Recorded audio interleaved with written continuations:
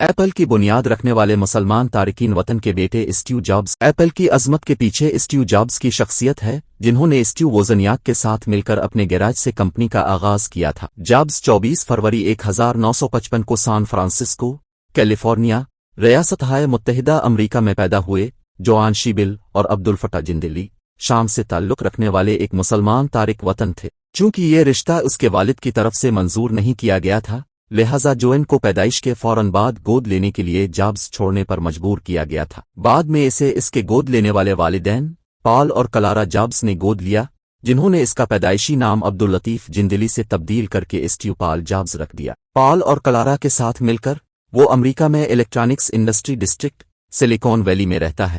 ایک بچے کے طور پر جابز کو ایک شور مچانے والے لیکن ذہین بچے کے طور پر جانا جاتا تھا، لہٰذا اسے ہائی اسکول کی کلاس میں چھلانگ لگانے کے لیے ایک تیز رفتار پروگرام میں حصہ لینے کی پیشکش کی گئی تھی، لیکن جابز کے والدین نے اس پیشکش کو مسترد کر دیا تھا۔ جب وہ 12 سال کا تھا تو جابز نے ہیولٹ پیکارڈ ایکسپلورر کلب میں ایک کمپیوٹر ڈیوائس کا کام کرنے کا مظاہرہ دیکھنے کے بعد ٹیکنالوجی میں دلچسپی ظاہر کرنا شروع کر دی۔ جابز اکثر ہیولٹ پیکارڈ HP یا فیکٹری میں سیمینار سیشنز میں بھی شرکت کرتے تھے جب وہ ابھی ہائی اسکول میں تھے۔ ایک موقع پر انہوں نے HP کے CEO ولیم ہیولٹ سے انجن کے پرزوں کے بارے میں پوچھنے کی بھی کوشش کی۔ جابز کی ہمت سے متاثر ہو کر ہیولٹ نے انجن کے اجزاء فراہم کیے، یہاں تک کہ انہوں نے ہیولٹ پیکارڈ میں موسم گرما کی تعطیلات کے دوران جابز کو انٹرنشپ کی پیشکش بھی کی۔ 1972 میں ہومسٹیڈ ہائی اسکول سے فارغ التحصیل ہونے کے بعد جابز نے پورٹلینڈ، اوریگون میں واقع ایک آرٹس کالج ریڈ کالج میں اپنی تعلیم کا آغاز کیا۔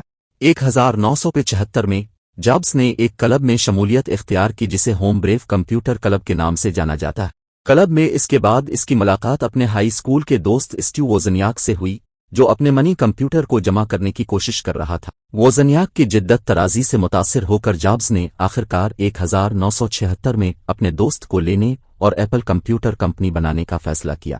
یہ نام ایک موسم گرما میں جابز کے خوشی کے لمحے سے متاثر تھا جب وہ سیب چننے میں وقت گزار رہے تھے۔ جابز کی ووکس ویگن کار اور ووزنیاک کے جدید ترین کیلکولیٹر کی فروخت سے حاصل ہونے والے فنڈز سے وہ ایپل آئی کے نام سے پہلی کمپیوٹر پروڈکٹ بنانے میں کامیاب ہو گئے۔ 666.66 امریکی ڈالر کی انوکھی قیمت کے ساتھ شوقین افراد کو پیش کیا جانے والا کمپیوٹر دراصل کافی پرکشش ہے۔ ایپل کی چال ایپل II کے ساتھ جاری رہی، جو 1977 میں موجود تھی۔ اپنے پیشرو کے مقابلے میں یہ ڈیوائس ایک جدید کمپیوٹر کی طرح ہے، کیونکہ اس میں کی بورڈ اور کیسنگ سے لیس کیا گیا ہے جو پورے جسم کی حفاظت کرتا ہے۔ صرف پہلے سال میں اس کی فروخت کی قیمت 2.7 ملین امریکی ڈالر تک پہنچ گئی۔ 3 سال بعد یہ تعداد کئی گنا بڑھ کر 200 ملین امریکی ڈالر تک پہنچ گئی تھی۔ ایپل، جو اس وقت نئی کمپیوٹر مینوفیکچرر تھی، نے مختصر وقت میں آسمان کو چھو لیا اور اسے امریکی تاریخ کی سب سے غیر معمولی ترقی کرنے والی کمپنیوں میں سے ایک کے طور پر جانا جاتا ہے۔ ایپل کا نام فارچیون میگزین کی 500 بڑی امریکی کمپنیوں کی فہرست میں بھی درج ہے۔ 1980 کی دہائی میں داخل ہوتے ہوئے ذاتی کمپیوٹر کے دور کی ترقی تیزی سے بڑھ رہی تھی۔ جیسے جیسے زیادہ حریف ابھرے، ایپل کمپیوٹر کمپنی نے ذاتی کمپیوٹر کے رجحان سے آگے رہنے کے لیے سخت محنت کی۔ ایپل کمپیوٹر کمپنی نے اس کے بعد ایپل III لانچ کیا، حالانکہ اس کی کامیابی کا موازنہ اس کے پیشرو سے نہیں کیا جا سکتا تھا۔ تکنیکی اور مارکیٹنگ کے مسائل کی وجہ سے ڈیوائس کو بعد میں دوبارہ کام کے لیے واپس بلا لیا گیا تھا۔ یہ صرف 1983 میں تھا۔ ایپل کمپیوٹر کمپنی نے پہلی بار لیزا متعارف کرایا، جو گرافیکل انٹرفیس GUI اور ماؤس کے ساتھ کافی ہٹ تھا۔ بدقسمتی سے لیزا زیادہ منافع کمانے کے قابل نہیں تھی، کیونکہ اسے اس کے حریف یعنی انٹرنیشنل بزنس مشینز IBM سے زیادہ مہنگا سمجھا جاتا تھا۔ اسی سال ایپل کمپیوٹر کمپنی کا اندازہ ہے کہ وہ IBM کے مقابلے میں اپنے مارکیٹ شیئر کا نصف کھو دے گی۔ اگلے سال جابز نے ایک نیا، زیادہ انقلابی آلہ میکنٹوش متعارف کرایا۔ تاہم اگرچہ اس کی قیمت لیزا کے مقابلے میں بہت سستی ہے، لیکن میکنٹوش کی فروخت کو اچھا نہیں کہا جا سکتا ہے۔ لیزا اور میکنٹوش کمپیوٹر فروخت نہیں ہوئے اور گوداموں میں جمع ہو گئے، جس سے ایپل کو پیسے کا نقصان ہوا۔ میکنٹوش معاملے کی وجہ سے جابز اس وقت ایپل کے CEO جان سکلی کے ساتھ بحث میں پڑ گئے۔ جابز نے آخرکار اپنی قائم کردہ کمپنی کو چھوڑ دیا اور نیکسٹ نامی ایک نئی کمپیوٹر کمپنی کی بنیاد رکھی، جس نے تعلیم اور کاروباری شعبوں پر توجہ مرکوز کی۔ مثبت رد عمل ملنے کے باوجود نیکسٹ کی ڈیوائس مارکیٹ میں ناکام ہو گئی، کیونکہ اسے بہت مہنگا سمجھا جاتا تھا اور اس کی حدود جیسے بلیک اینڈ وائٹ اسکرین دوسرے آلات سے منسلک نہیں ہو سکتی تھی اور عام ایپلیکیشنز نہیں چل سکتی تھیں۔ इस सूरत हाल के सामने झुकने से इनकार करते हुए जॉब्स ने 1986 में फिल्म डायरेक्टर जॉर्ज लुकास से पिक्सर के हिस्स हासिल करके अपने पैरों पर दोबारा खड़े होने की कोशिश की। जॉब्स के हाथों पकड़े जाने के बाद पिक्सर ने कंप्यूटर एनिमेशन पर तवज्जो मरकूज करना शुरू कर दी।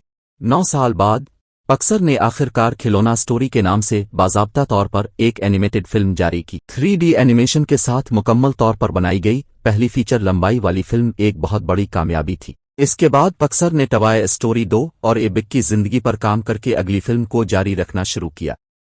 दोनों डिज्नी और मॉन्स्टर्स इनकॉर्पोरेटेड के जरिए तकसीम किए जाते हैं। 1996 में एप्पल ने नेक्स्ट को $400 मिलियन में खरीदा। इसके बाद जॉब्स एप्पल में पार्ट टाइम कंसल्टेंट की हैसियत से एक ओहदे पर वापस आए और आखिरकार CEO मुकर्रर नहीं हुए। 1997 में एप्पल ने अपने सबसे बड़े हरीफ माइक्रोसॉफ्ट के साथ शिराकत दारी की। मार्केटिंग और टेक्नोलॉजी के मैदान में दोनों के एक ही मकासद समझे जाते हैं। इसी साल जॉब्स ने ऐलान किया था कि एप्पल इंटरनेट और टेलीफोन मार्केटिंग की हिकमत अमली का इस्तेमाल करते हुए अपने कंप्यूटर्स बराह रास्त सारिफीन को फरोख्त करेगा। ये हिकमत अमली कामयाब साबित हुई, जिसकी वजह से जॉब्स एप्पल के अबूरी CEO बन गए। इसके बाद जॉब्स ने 1998 में निस्बतन सस्ती कीमत पर iMac मुतारफ करवाना शुरू किया। सस्ता होने के अलावा iMac को बहुत पसंद किया जाता है क्योंकि ये तेज़ रफ्तार पर प्रोसेसिंग करने की सलाहियत रखता है। 1999 के आखिर में जॉब्स ने iBook के नाम से अपना पहला लैपटॉप लॉन्च करके एक बार फिर कामयाबी के साथ एप्पल का नाम बुलंद किया। 2001 में दाखिल होते हुए जॉब्स ने एक बार फिर iTunes, एक म्यूजिक प्लेयर एप्लीकेशन मुतारफ करवाकर एक इनकलाबी पेशरफ्त की जो मौसीकी को MP3 डिजिटल फॉर्मेट में तब्दील करने के काबिल है। फिर भी इसी साल एप्पल ने एक पोर्टेबल MP3 म्यूजिक प्लेयर फरोख्त करना शुरू किया जिसे iPod कहा जाता है। इन दो हथियारों के साथ एप्पल ने तेजी से मार्केट की क़यादत की। 2006 में iTunes स्टोर पर 1 अरब से ज्यादा गाने और वीडियोज़ फरोख्त हुए थे। कंपनी की कारोबारी कामयाबियों के एतराफ़ में जॉब्स ने 9 जनवरी 2007 को एप्पल कंप्यूटर कंपनी का नाम तब्दील करके एप्पल इनकॉर्पोरेटेड रख दिया। इसके बाद उन्होंने 2007 में टच स्क्रीन के साथ iPhone, एक मोबाइल फ़ोन मुतारफ कराया। iPhone मुख्तलिफ सलाहियतों के साथ आता है जिसमें MP3 और वीडियो खेलने के साथ साथ इंटरनेट तक रसाई भी शामिल है। 48 साल की उम्र में दाखिल होने पर जॉब्स को लबलबे के सरतान की तशख़ीस हुई जो बहुत कम है। ताहम उन्होंने सर्जरी की पेशकश को मुस्तरद कर दिया और मुतबादिल दवा आजमाई। 1 साल बाद 2004 में जॉब्स ने आखिरकार हार मान ली और वीपल सर्जरी के नाम से एक बड़ी तमीरी सर्जरी कराने पर रजामंद हो गए। उसका मकसद जॉब्स के लबलबे में मौजूद ट्यूमर को हटाना था। बहाली के अमल से गुजरने के बाद जॉब्स एप्पल की क़यादत करने के लिए वापस आए। 2008 में जॉब्स को वज़न में नुमायां कमी का सामना करना पड़ा।